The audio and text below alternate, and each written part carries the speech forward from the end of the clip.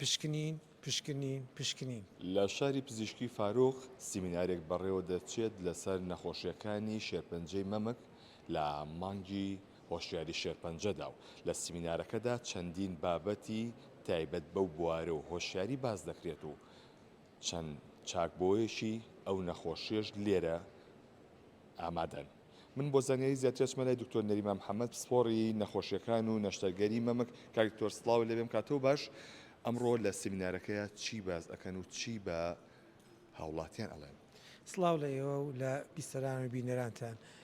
برای بەڕێزم ئەمڕۆ 15دا ئەکەوێتە مانجیدا کە ئۆکتۆبری پەمەیی پێڵێن مانجی بەرەنگاربوونەوەی شێرپەنجەی مەمکە. ئێمە هەموو ساڵێ وەکو نەریتێک ئەو بۆنەیە ئەجێڕین و نوێیەکەینەوە لە پێناوی زیاتر وشارکردنەوەی خەڵک. سیمینارەکەی ئەمڕۆمان پەیوەندی بە دووشتەوایە لەلایەکە ئەمانەوەی بە خەڵک بڵین ئەوەی گرینگە پشکنین پشکنین پشکنین پشکنینی پێشوەختە زۆر گرینگە بۆ چارەسەرێکی ڕێک و پێک و چارەسەرێک کە بە قازانجی هەموو لا بێتەوە.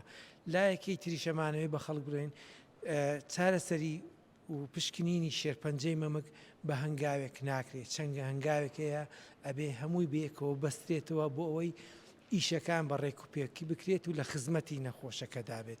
اینجا خوشکێکی بەڕێزمانەیە کە توشببووی شێرپەنجەی مەمکە هاتووە لە سیمینارەکە خۆی قسە بۆ خەڵکەکە و کێسێکی کەشمان هەیە کە بە ڤیددیۆ پیشانی دەین و خۆشمان قسەی سەرەکەین کافەتێک چەند وشیار و ئازا بووە توانێتی لە ماڵەوە خۆ پشکنین کە گرەیەک بدۆزێتەوە لە شوێنێک کە ئێمەش تەسەوڕمان ناکرد لەو شوێنە ئەو گرێ هەبێ ئەو دۆزی بێتەوە. ضرورە ئافرەتان خۆیان پشکنی نەکەن. من پێم وتی بە سێ جار پشکنین پشکنین پشکنین لە شێرپەنجەی مەمکە لە ئێمە گرنگتر لە دەوری ئێمە گرنگتر پشکنینی ئافرەتە لە ماڵەوە. ئەو پشکنینە ئەگەر بێت و شێرپەنجەیە لە مەرحەلە و قۆناغی یەکەما بیدۆزینەوە لەوانەیە ئەگەری چاکبوونەوە و بێ موشکلەی و بێوەی لە ماوەی 5 ساڵی یەکەمدا 199 بێت و بەڵام ئەگەر بێت و لە قۆناغی 4 ئێمە ئەو شتە بدۆزینەوە ئەو کاتە دابەزێتە بۆ 150کان. باشە کەکتۆر ئەمە بەتەنیا بۆ ئافرەتان ضرورە پشکنینەیە خود بۆ پیاوانیش.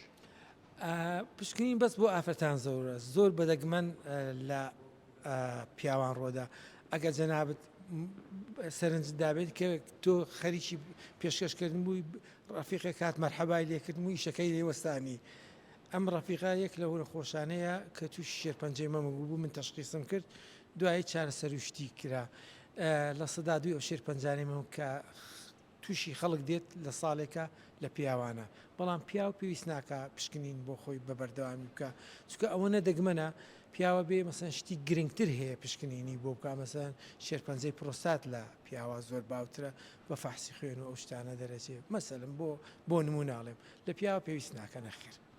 سپاس بۆ دکتۆر نێریمان محەممەد پسپۆڕی نەخۆشیەکان و نەشتەگەری مەمەک بەڵێ ئەمڕۆ ئەم سیمینارە لە شاری پزیشکی فاروق بەڕێوە دەچێت و کە ئەو تەوەرانی باز دەکرێت بۆ هۆشیارکردنەوەی ئامادەبووان و بۆ ئەو هاوڵاتیانەیە کە دەیانەوێت کە خانمان پشکنینی پێشوەختەی مەمک بە ئەنجام گێن بۆی بە دوور بن لە هەر نەخۆشیەکی نەخوازراوە.